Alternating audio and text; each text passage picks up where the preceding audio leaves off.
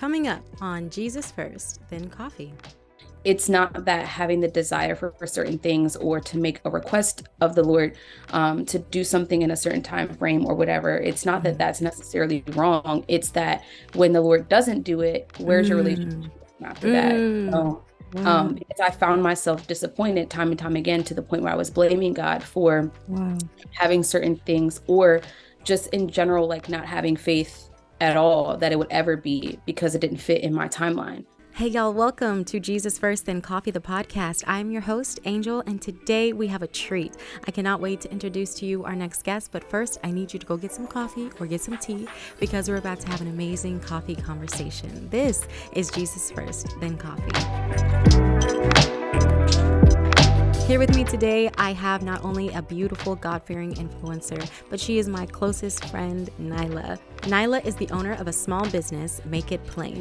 With a passion for helping believers understand and steward the way God communicates to them, she has centered her brand around creating resources to deepen intimacy while writing what they see and hear from the Lord. Nailah believes that God speaks to all of his children and hopes to encourage believers to be confident in true sonship as they walk through this journey with him. When she's not working on new products for her business, you can catch her on social media, creating beautiful content, inspiring posts, baking, and so much more. On this episode, she's going to take us down her personal journey of how she put Jesus first and her desires second. If you enjoy this episode, please be sure to join the conversation by subscribing and giving us a like. Share with a friend to spread the news of putting Jesus first and our desires second. Without further ado, Nailah, welcome. How are you? Thank you. I'm good. How are you?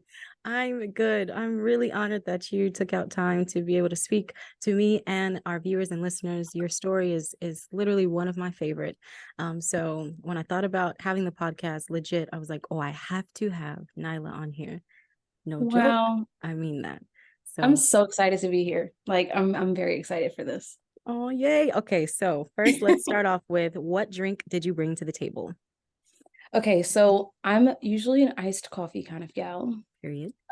But for some reason today I was like, it's just giving mug. It's giving a mug. Yes. So it still is very much an iced latte. It's just inside of a mug. So if you hear the ice, it's because it's in this mug. So yeah, it's an iced vanilla latte with almond milk. Oh, yes. Oh, we love the almond. We love the almond. We love Okay. that. Today I'm trying to do something good. So I'm leaning more onto the decaf. How is Okay. it doing for me? I don't know. It's not doing anything. But Let me we know support around. all coffee beans. You know.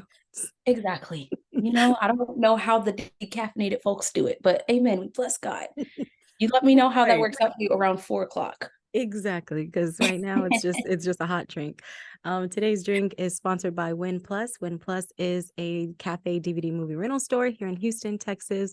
I'm going to be featuring different drinks throughout this series. So if you haven't dropped by yet, you should come to Houston and check out this nostalgic cafe. Here we go. I'm ready to dive into these questions and get your perspective on, Okay. what it really took for you to become the woman you are today. Okay. So the first question is, what did you put first in your life before you really submitted it to Jesus? My timeline. Ooh. Um, yeah. Wow. She went in. Wow. Let's go. Here we go.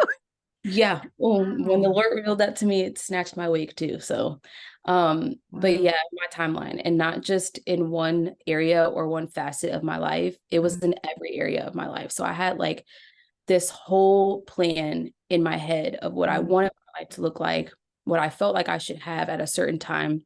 mm, And that's what I lived by. And so when I came to Christ and I fully submitted my life to Christ, I thought that I had made God the Lord over my life. Like that was my desire. That was my true desire. That was my heart posture. But there was still this part of me that was still tied to what I had always dreamt of in my head. wow.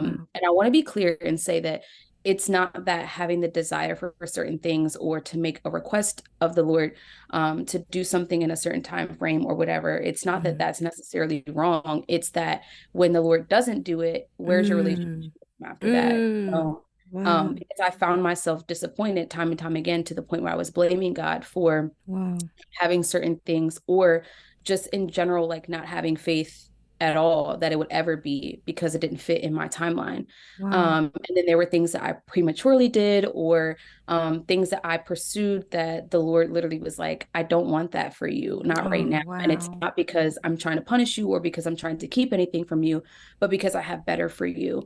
Mm, And so that was like the driving factor, I felt like, in the beginning stages of my walk. mm, Well, I won't even say that. I would say in the beginning it really was like I'm on fire for God, nothing else matters. And then eventually like that timeline started to creep back up and put pressure on my walk with God. Because essentially what I was doing was demanding that God did a certain thing. And so wow. everything that I offered him, my sacrifices, my worship, like all of that was Mm, really like, it had this underlying motive of like, I want what I want. And so I want to give God something that is going to make him pleased enough to be like, okay, I'll give it to you. wow. Yeah. Oh, in that story, that brief, testimony you just shared, you showed such a sweetness of God, in a way of almost we feel like we always only see the wrath of God, but the way that you even just presented him to us just now was like, I hear you, I see you, I know what you desire, but hold on. And Yeah. that, for you to even rest in that weight is so beautiful, and it is definitely something that I think all of us in this generation and in this time struggles with, resting in the weight. What did you measure your timeline by? I know the new movie Barbie is out, and you can really see the contrast of what, as young girls, we kind of looked up to growing up, or even just having baby dolls. You kind of are embedded as a child to be a mother, to be a housewife, to cater to a family, or cater to different things. So, what kind of made your timeline?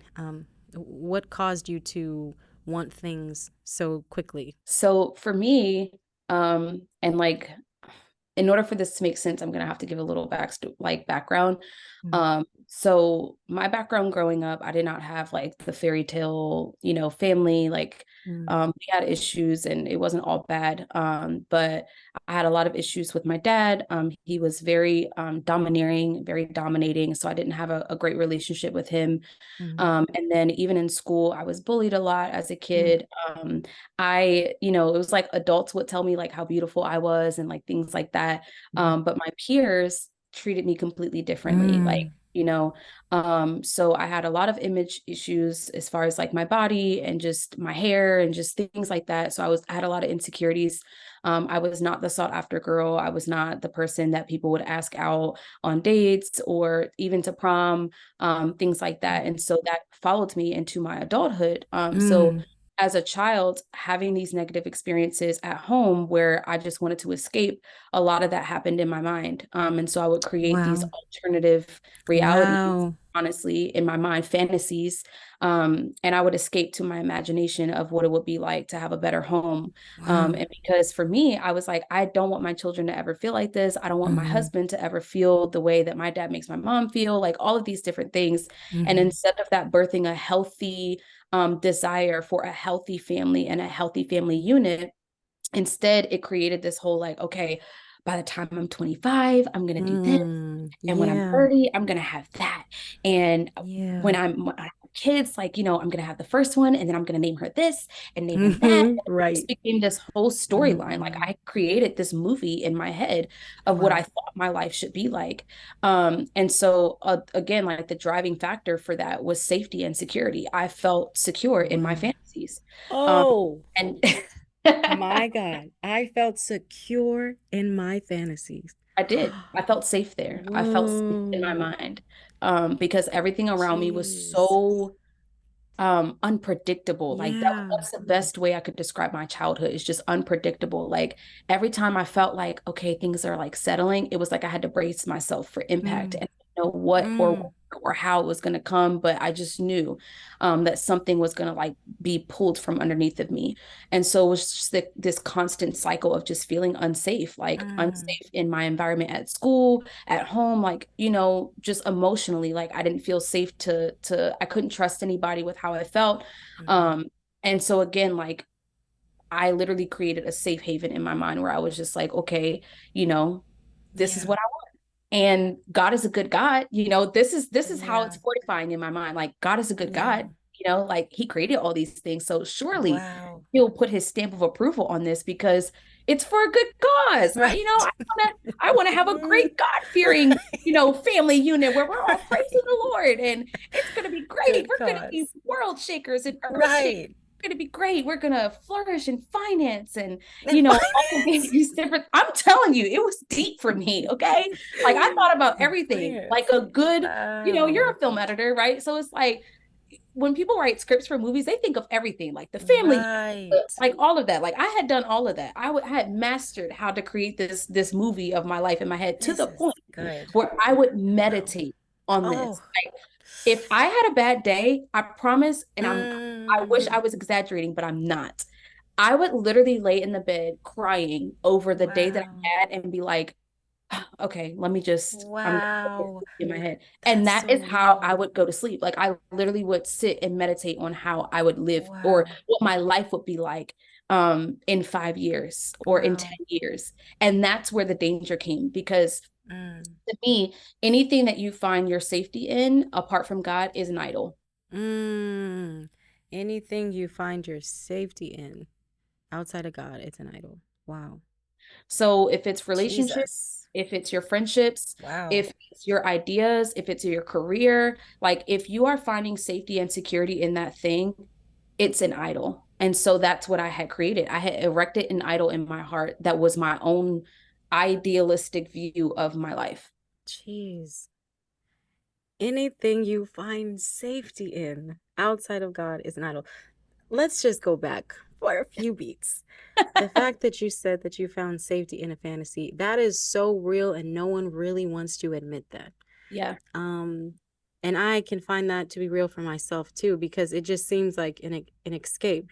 I work so much to where sometimes, yeah, when you can just have a time to just sit down and just relax, you'll dream or think about, what's to come. And I cannot wait to even talk to you about the video that we're going to show, because it's interesting how God used your coming to Jesus moment as almost your purpose as well, that you deal like God deals with you heavy in dreams and fantasy. Oh my gosh, this is gonna be so Yeah. good. So Yeah. so yeah, what was that moment of, all right, Nyla, I gotta, focus in, like, God, I gotta give God my security, my safety, my hope, my dreams. What happened in that time Yeah. frame? I would say that it wasn't like this huge epiphany or Mm, like this huge revelatory life-changing moment. mm, It's really been a process and it's really been a journey. And I say that to encourage people because to me, I thought that it had to be that. I thought it had to be like, mm, okay, once and for all, this thing is killed and dealt with, and right. like that's it. But if you think about it from childhood, you are building up that stronghold over years. So it's like brick Mm, by brick, it's being fortified Jesus, in your yeah. mind. And for some people, their testimony is God came in and he bulldozed through all of that and I never looked Hmm. back. For other people like myself, it's a constant process. And God had to Hmm. take me through different scenarios, different lessons, painful lessons Hmm. because I was hard-headed. Hmm. Um, painful lessons that taught me to relinquish control, because really that's what that was. I wanted to feel security in my control. Like, I wanted to feel like I had some level of control over my life, because Hmm. trusting God, it sounds good when you say it, but that means by you surrendering, you're literally saying, I'm handing this over. Like, my hands are off of it completely. And Jeez, so a yeah, lot of us desire that. We want that, but that's not really where we are, you know? yeah. And so it was like situation after situation where the Lord would kind of like chip away at this need for control, or Wow. me finding comfort in control. And he would Mm. start to show and reveal to me that like the sense of control is really an illusion. Like, The sense of control is an, oh my, say that one more time. Sorry. the sense of control in your life Mm. is an illusion. You do not have Jesus, control over your life. Even people who are unbelievers, they don't have control over their lives the way they think they do. Jesus. Like, there's so many different factors that you cannot control. You just can't. The difference between an unbeliever and a believer is obviously we get to put our hope, our foundation, our trust in the God that we know is good, the God that we know Wow. is sovereign, the God that we know predestined us before we were even here. That Wow. is where we find our security. So again, again, as we go through trials, as I've gone through trials, like, again, like me trying to fit myself into this timeline, I Mm-hmm. had gotten into a relationship, was engaged to a man, thought that I was going to Mm-hmm. marry this man, and God Mm-hmm. literally allowed that to just fall straight through the floor. And I thought that was the Wow. worst thing ever. But it wasn't until I got out of that, Mm-hmm. and he started to reveal things about myself, like, still, this is you trying to control I have so much better for you. But because it doesn't Yeah. fit your timeline, you're Mm. projecting this time period that I have you doing other things, or that I have you in a place of singleness, or whatever. Wow. So it took that for me to realize, like, okay, I can't control that area of my life. And then Wow. I got laid off from my job, and I didn't have an income. Wow. So that forced me to rely on, or that encouraged me, that gave me the Mm. push to really rely on God as provider. Like, to really, Wow. I would sing songs all the time, like Jiva, you know what I'm saying? And like my heart was really like, I'm providing for myself. My paycheck is where my Ooh, comfort is. No, come it's not. on. Yeah, This it's not. woman is Security is not in preaching. your Does bank anyone hear this? Where's the amen corner? This church ain't talking back enough for me. account. Whoa. That is Yeah. so real. What are Mm, we sacrificing? What are we holding on to at the price of sacrificing what God has for us? That is heavy because mhm. it seems so. Um, I think we look at this world through our natural eyes that we forget about the spiritual side. And Yep. even when it goes to relationships or careers or just any type of business opportunity, we look at the now and we don't really focus on what is God really telling us to do in the spirit realm. I know that there was a time where um, I was just kind of doing my own thing, and I heard God say, you're not being obedient to me," and I'm like, I'm not doing anything wrong. Like, Mm, where does it say that I can't just chill and just like live? yep. And he said, there's a greater price. There's a calling that I've called to you. There's a responsibility I've given you, and you haven't even done it. And it's just so crazy because we get so comfortable in our natural state that there is a responsibility spiritually that we have. Did you feel a weight or responsibility when you did kind of put your will to the side, take your timeline off, and took on God's will for your life? Um, I would say that I experienced grief. Whoa. Um, yeah, that was my Wow. biggest thing. And I thought that something was like legit wrong with me. Like, I was like, Whoa. Lord, what is happening? I feel like I can't control my emotions. Like I found myself crying, and, Whoa. just like it just, I could not figure out like what was going on with me until the Lord was like, Wow. it's grief. Wow. When you die to yourself, Ah. it's death. It's death. And with death comes grief. Wow. And so I had to allow myself for a Oh moment, my gosh. like, wow, like I'm killing my timeline. And there's a grief that comes Wow. with that. Now, I'm not saying sit in that forever, but Right. I'm saying to feel what it's like to let go of the person that you were. Like the thought of what your life was going to be like before you submit it. Mm. Because that's part of it. You have to feel that. You have to feel that part of it. Because it's a loss, like you're losing something. And even though, again, like control is an illusion, you still Mm. have to grieve the idea of you having control over your life, because you don't. And Mm. sometimes that is a really hard reality. And the Mm. beauty about grieving with God is that it's not like the way the world grieves. Like the world will Mm. like, this is something you'll deal with forever. Like, you're Right. all grieve your dead grandmother, or like, whatever. Right. But grieving in Christ is like, hey, pretty much you're saying, I recognize that there's feelings and emotions attached to this thing that's Mm. dying. But there's Mm. the transition happens where you're like, but there's hope, right? When But believers die, there's we're like, hope. wow, like I'm sad that they're not here anymore. I'm Right. grieving that, I'm grieving the life that I had with them in it, and now all I have is memories to hold on to. But then it Mm. transitions over into, but I'm so grateful that they're with the Lord. I'm so grateful, that they lived a life that was, you know what I'm saying? So it's like Yeah. it's a different kind of grief. So again, like the grief that was produced Wow. by this was like at some point it transitioned to like hope, because you either trust that God is good or you don't. Yeah. I mean, it's just as black and white as that. Like, either you Yeah. trust that he's good, or there's some part of you that doesn't really believe that he's good. Yeah. So in that, I had to really ask God to show me, like, I want to see your goodness. I want to hope Wow. I want to put my hope in you, not my hope in the fact that one day you'll bring me a husband. I don't want to Yeah. hope in the fact that one day you're going to bless my career or you're going to elevate me. I don't want to hope in that stuff. Yeah. Because once it comes, that's when it's like this bottomless pit, this black hole of just Mm. like wanting more and more and more. Mm. So once you get the husband, then what? Once you get the job and the career, then what? If God gave me my timeline, then what? And he also Mm. had to remind me, like, if I gave you what you wanted, what you thought you Mm. wanted, you would have never served me. You would have literally got Jesus. what you wanted and ran off. But Wow. what I know that you want more. I know that you want me. So I'm Wow. honoring that. Like I'm honoring the fact that Wow. you said that you want me. So I'm producing your character. I'm maturing your character so that when I do bring you those things, you won't trade me for that. Wow. So in that regard, it made it there was a weight and a responsibility because number one, I had to also repent. Like I had this Mm. whole woe is me thing. I'm like, oh, Right. you took my, I thought I was gonna get married and now you're telling me it's Right. not gonna be in my timeline. And I thought I was gonna start my career 5 years ago and I'm just now starting it, like all these different things. And I had to repent because I was like, Mm. God is sovereign. You know what I'm saying? Like Yeah. I am not the who am I to give God a timeline, and be like, fit my life into this Right. or I'm gonna be mad.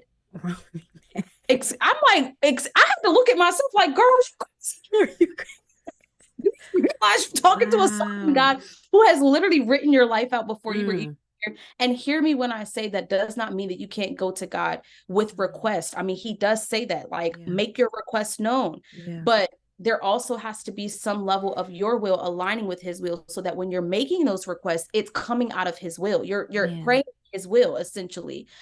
When you're not, when you have your will and his will Mm-hmm. and you're trying to find the middle ground, that's Mm-hmm. when you're like, I'm praying this. Honestly, I feel like that's when prayers sometimes venture into like witchcraft because you're like, I Mm. demand that this happens or else Jeez. type of Yeah. thing.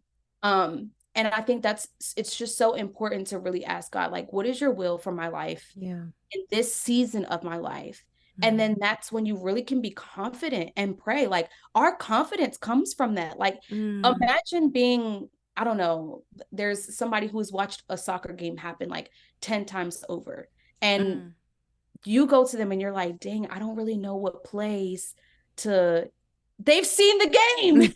The confidence is in the fact that they know what plays are going to win the game. Wow. So you go to the person who's watched it 80 times Yeah. over. They know every player. They have Yeah. studied it. They examined it. They know. That's where the confidence comes in. It's not the confidence in the fact that you can play. It's Yeah. not the confidence that comes out of your own skill or ability. It's the confidence in knowing that the person who created these little players, Yeah. who created the game, he knows what's going to win and what won't. Wow. You just gave 10 different messages that any pastor could take and make a viral video. What? Oh my goodness. It reminds me of the children of Israel. The promised land wasn't just going to benefit them, it was going to benefit God because at this time it was before Yeah. Jesus and all they had was sacrifices. If they committed a sin, they had to go and bring a clean sacrifice unto the Lord and put all their sins on that sacrifice. So the land of milk and honey was just filled with a bunch of different sacrifices that they could have used in order to give it up to God. So in our plans and in our timelines or in our desires, what does God benefit out of it? Is mainly like basically what she just said. If God isn't getting anything out of it, if he's not getting any glory out of it, if he isn't getting any praise, or even if your marriage isn't going to be an altar where people can see him through your union, what does he benefit from it? If it's just going to be all on dates, living your best life, that's great. But Yeah. does it lead anybody to the hope of, wow, God can save my marriage, or wow, I can have a kingdom marriage like that and save souls or encourage others? Or with your job, is it bringing any benefit to God or to the kingdom? Like, really Yeah. analyze, what are you asking God for? And really, second, kind of look back and see, does it line up with his will? That is so heavy. Oh I mean, my goodness. I think too, people really need to be honest with themselves. And I had to Yeah. learn how to do that. I thought that I was a pretty honest person. I thought Mm. that I could keep it real with myself. And this is why I love David so much, because he understood the concept of, I don't know myself Mm. like I think I do. And so he would cry out to God all the time and be like, Yeah. search my heart, God, create in me a clean heart. Yeah. Like, you hear all these different things where he's asking God to change his heart, or to search him, or to test him and try him, and all of these different things. It's because he realized that like the heart is wicked, Mm. and it's deceitful. And so for me, I had to be real with myself. Like, I would say out of my mouth that I want my marriage to glorify God. I want to be Mm. able to glorify God in my career and all of these different things. But my heart posture was really not that. Like, deep Mm. down, it was still self-seeking. Deep down, Wow. I was still trying to find security in my job, Oh, identity in yeah. my job. I was still trying to find my identity in being a wife or a mother. And this is Wow. the reason why people get married and they're like, I have no idea who I am. I have no Wow. idea what God has called me to, because I've identified myself as only a wife and a mother. All of these Wow. things that I dreamed Mm. about when I was a kid, they came true. And now I lost myself and I have no Oh, idea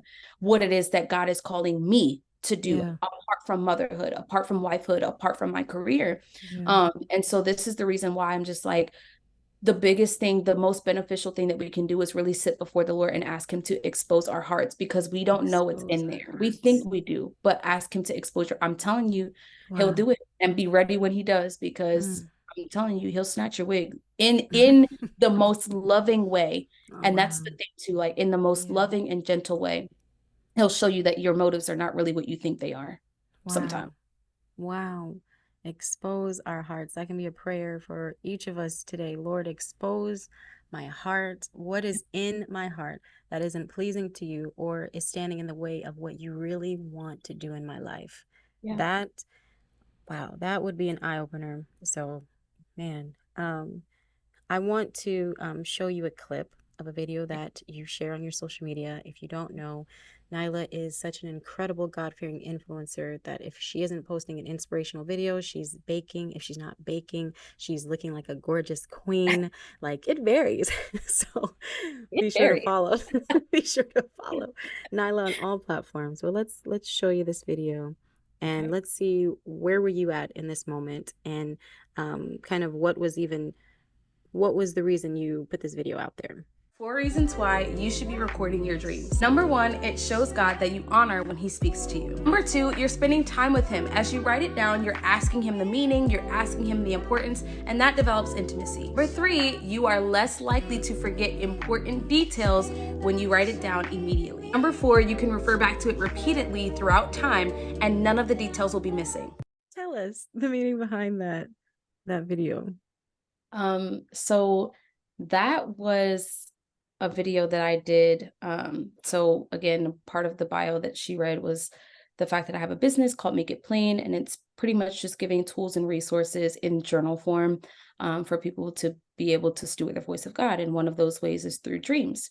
And so this was a point where the Lord was really starting to share with me his heart for people not feeling like he speaks to them, and them not really understanding the value of recording what God is saying to them. So, in that video, I really just felt the need to share with people the practicality behind stewarding the voice of God, because you could say Mm-hmm. that, but I'm really big on practical tips, practical, like how can I live this out? Like, you're saying these Yeah. things, that's great, but like, I'm a visual person. I'm like, I need to see, how can I do this?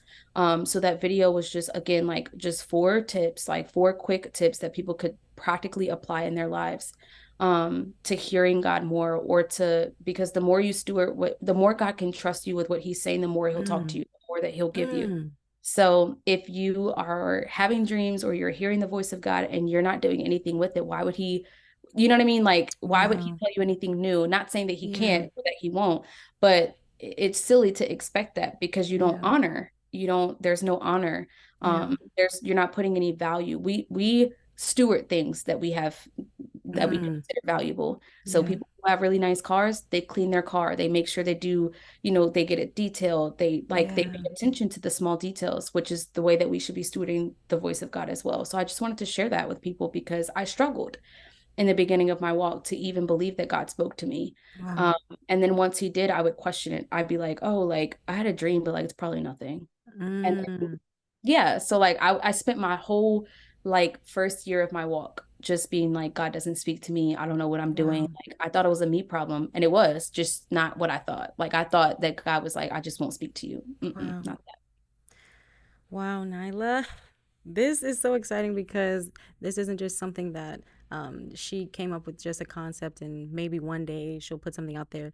She has created a journal to where you can go and every time you have a dream, you can keep this journal on your nightstand, wake up, and it asks you questions to even jog your memory. Because sometimes we'll wake up and we'll forget what did we see, or sometimes you'll feel like it was really important, but what was it? And literally as you're going through the journal, there's like detailed questions from colors to was it day or night, there it is such a beautiful god-given book that God has given her, and she has that, and you have a prophetic journal as well, right?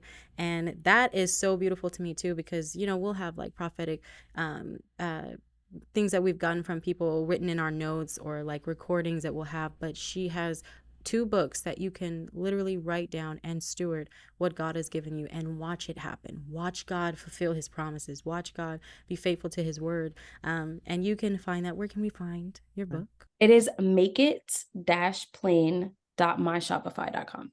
Y'all be sure to pick up one of her journals or gift it to a friend or buy it and watch God do something to you. Watch God give you dreams and see that you actually care to steward the words that he's speaking over your life. Nailah, we're running out of time, so I really wish that we could keep talking, but everything that you have said on today's podcast has not only, I know, been a blessing to the listeners and the viewers, but to me. Like, this was so heavy, so good. I'm going to go watch it back and just keep it even running in my ear, just like putting your will down and taking on God's will, but also living in the now. Get out of your fantasies, get out of your you can dream, you can have a planner of what you expect for yourself, the work you're going to do, but don't be so caught up in a fantasy that you miss the reality and you miss what God is doing in this time and what he's asking from you in this time. So wow, do you have any other, do you want to just give us a little TikTok moment encouragement for the listeners? My biggest thing is just to say that God really can be trusted. He can be trusted with your future, with your past, with your present, because he's just that kind of God. So if you feel like you have to have control over your life, it's probably because you don't trust God in some aspect. Maybe people have let you down. Maybe your family has let you down. Maybe you've experienced disappointment after disappointment after disappointment or failure after failure. But God really is a God that cares about you. He cares about your wants, your needs, your desires. And he's planned those things out for you. So he really can be trusted with how you feel, with what you want, and he can be trusted with where the trajectory of your life. So if you feel like you have to have control, please pray and really ask God to change your perspective and change your heart posture toward him, so that he really can be the God and the Lord of your life. Wow. Y'all, you heard the sermon right here. If you haven't repented in this moment, lift your hands because we really have to just make sure our heart posture is good with God. Thank you so much, Nailah, for joining me on this podcast. Be sure to follow Nailah on all social media platforms. She's literally one of my favorite influencers. Please, what is your tag? It is so long. It's _ NAILAHHHH. Love it. We love it. Follow Nailah on all social media platforms to be encouraged and inspired. You heard it here first. Thank you for joining the conversation. Be sure to tell a friend that this is Jesus First, then Coffee. See you next time.